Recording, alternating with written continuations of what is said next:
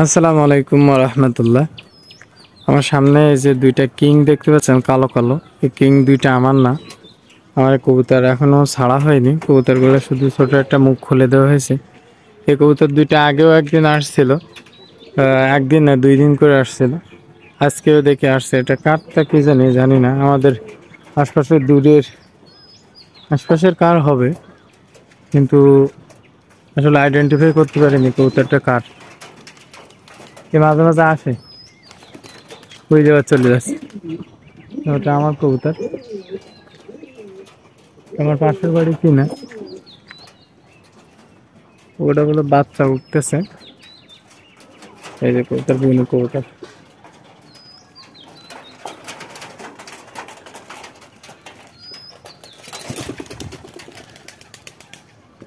ওই যে চলে যাচ্ছে।